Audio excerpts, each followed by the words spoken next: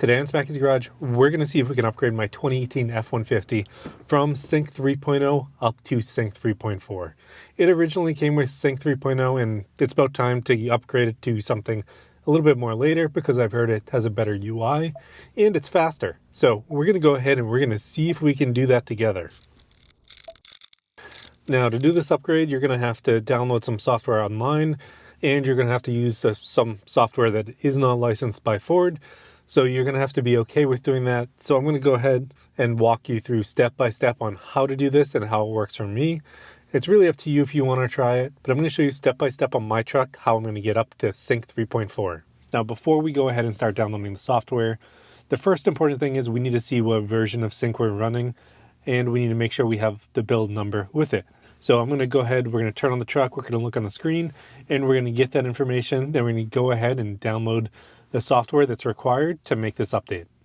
Now we're going to go in here and then we're going to go to the settings. Now that we're in settings, we're going to go to general and then we're going to scroll all the way down till we get to about sync. This is the information that we need. It's sync 3 build 23219. This is what we need to take to the computer to make an update to it. So let's go ahead, let's get to the computer and download the software we need. All right, so we're going to go ahead to the Scion Labs website. So it's right here. So this is the software that allows you to update your Sync 3 to the latest version of Sync or to Sync 3.4. So it's great. I mean, it says it right here. It allows you to update your Ford Sync 3 powered car to versions later than 3, even if Ford says no. You know, that's one of the things that you have to make a decision on. Are you okay doing that or not? For myself, we're going to go ahead, we're going to try it out, see how it works. But within here, you can download it. The one thing I'd say is watch out when you're in here. There's a lot of advertisements that kind of get stuck on here, like download to use this extension free. You want to find the actual application itself and download it, not download something else. So within here, you'll see it. The updater installer, it's 1 megabyte, so it's right there. I'm going to go ahead and download it, but see all the information here that's called out. Not licensed, endorsed, or associated with Ford. So going to go ahead and download it. Then we're going to go to the next step. Okay, now that we're downloaded from the website, you can see here when we open it up, it's going to ask for a few different things. One, it's going to ask for the full version. So this is the software version that's on the truck. So it's going to be 3.0 for my truck, 23219. And you can see it's right there popping up. So it did find it. After you've set that, you need to go and you need to select your region. There are different regions where your truck is, or, you know, probably works for cars as well. So for us, we're United States, Canada, Mexico, where it's going to download it. So it's going to download it to the downloads folder, log file location. You know, I'm running this in dark mode, which really doesn't matter. Release stable. Everything should be all set. One other thing that's important to note is right here, you can see it says navigation. I clicked yes because my truck does have navigation. If you do this, you need a much larger flash drive to put it on the truck. So I'm going to go ahead and leave it as yes. And then let's see, I'm going to go ahead and hit apply settings. Okay. Then I need to select a USB drive or directory. All right, now I should be able to click in here. You can see my USB drive is popping up, so that's what I wanted. You know, new version. I'm going to do United States and Canada version of software. So I'm going to go with whatever the latest is. So it is December right now. So 3423188 is what I'm going to be running. And then the map version, I'm going to run whatever the latest is for North America. So 2023. Then I'm just going to leave the packages as they're set. And then I'm going to hit start. Then it says answering incorrectly will result in your APIM being bricked. Is yours manufactured in 2020 or newer? It is not. My truck is a 2018. To my knowledge. Yes, I want a format. I'm just going to go ahead and let this run, and I will let you know how long it takes to run. All right, so we got the flash drive all set now. It actually took a few days because I wanted to get a larger flash drive, and I found out that my computer didn't have enough storage to actually hold the download. It's a total of about 14 gigabytes when you look at the total size of that package, including the maps. So we're going to go ahead, we're going to plug it in, we're going to see what happens. Now it said it could take anywhere from 10 to 60 minutes downloading it, getting this flash drive setup took about 23 minutes. So we're going to go ahead, see what happens. Now, the first thing it says I need to do is insert the USB drive into your car, make sure the ignition engine is on. You should see the following message. So opening that, and then go ahead and drop this in, whichever way it fits.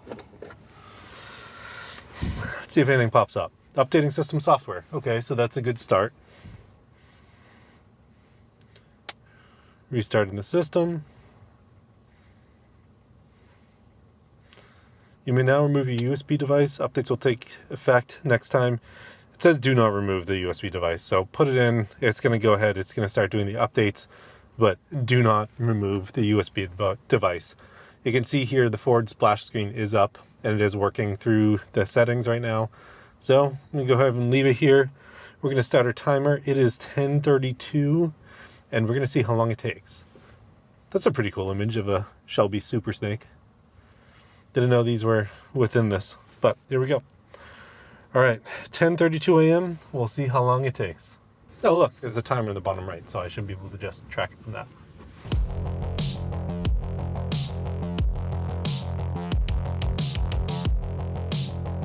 So we're about 10 minutes into it now, and you can see that we're on the extracting map package part, so we must be getting at least a little bit closer. It says we're about a quarter of the way, so maybe 40 minutes, but who knows?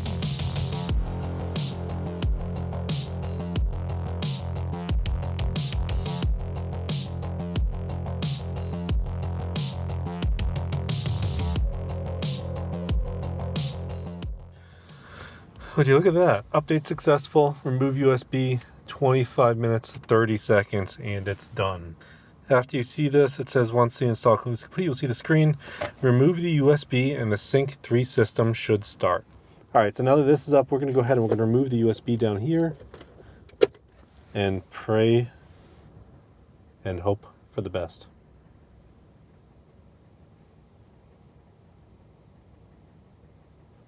Oh, that's an okay sign, I guess. So it did do something.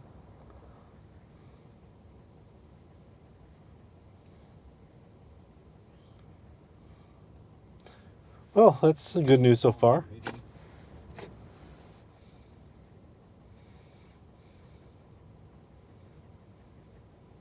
All right, well, that's great news. You know, so this is gotta be Sync 3.4. Let's see. Do you want to turn on the following features? Sync diagnostics. Ask me later for now. We go in here, we're gonna go to General. About Sync. Sync 3.4. Okay, so it did work and it's here. That's actually great news. Now, one of the things I'm first noticing about this is everything is significantly faster than it was before.